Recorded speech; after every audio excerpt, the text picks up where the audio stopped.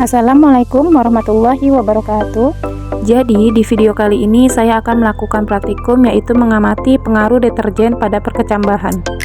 Menurut teori, bahan kimia yang digunakan pada deterjen dapat menimbulkan dampak negatif baik terhadap kesehatan maupun lingkungan. Dua bahan terpenting dan pembentuk deterjen yakni surfaktan dan builders yang diidentifikasikan mempunyai pengaruh langsung dan tidak langsung terhadap manusia dan lingkungannya. Tujuan dari praktikum ini yaitu mengamati pengaruh deterjen terhadap perkecambahan kacang hijau. Bahan dan alat yang digunakan pada praktikum ini yaitu 1 gram deterjen, kacang hijau yang sudah direndam kemudian dipilih, kertas label, tisu, penggaris, ballpoint, spidol, sendok, gunting, dan kardus sebagai penutup. Kemudian kita siapkan 1 toples besar air, 1 teko yang sudah berisi air 1000 ml, 7 buah gelas kaca, dan 7 botol plastik ukuran 600 ml. Kemudian semua gelas ditempeli dengan label yang sudah dibuat dan masing-masing gelas diberi tisu sebagai media tanam. Langkah selanjutnya, larutkan 1 gram deterjen serbuk ke dalam 1000 ml air sumur. Kemudian, tuangkan sebanyak 500 ml larutan yang telah diaduk ke botol berlabel 100%.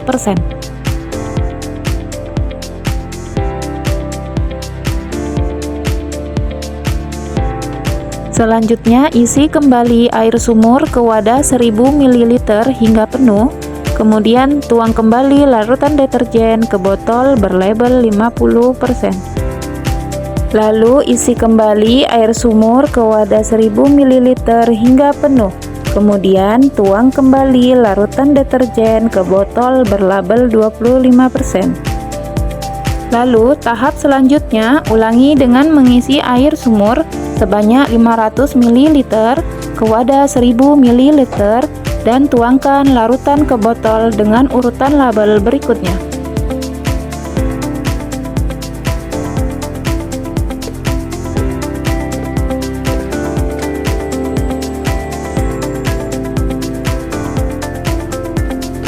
Untuk botol terakhir sebagai air kontrol, yaitu diisi dengan air sumur sebanyak 500 ml.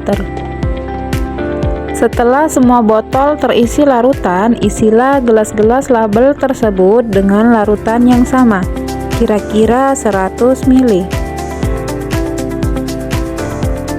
Setelah itu, masukkan 10 biji kacang hijau yang sudah dipilih ke dalam gelas-gelas label yang sesuai dan pastikan helium kacang hijau mengarah ke bawah. Tahap selanjutnya, kacang hijau akan disimpan selama 24 jam dengan penutup kardus agar terhindar dari cahaya matahari. Nah, setelah 24 jam, saya pindahkan ke tempat lebih terang agar memudahkan saya saat pengukuran.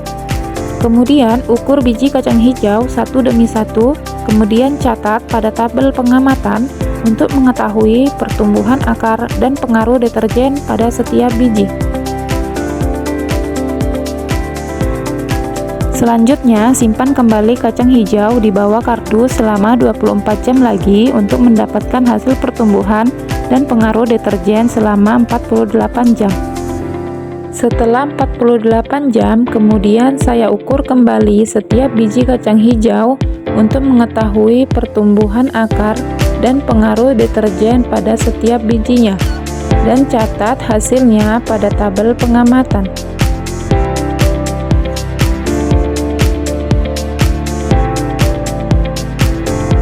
Dari hasil percobaan dapat saya simpulkan bahwa larutan deterjen 100% sangat berpengaruh terhadap pertumbuhan kacang hijau, yaitu dengan rata-rata tidak mengalami pertumbuhan di hari pertama dan di hari kedua.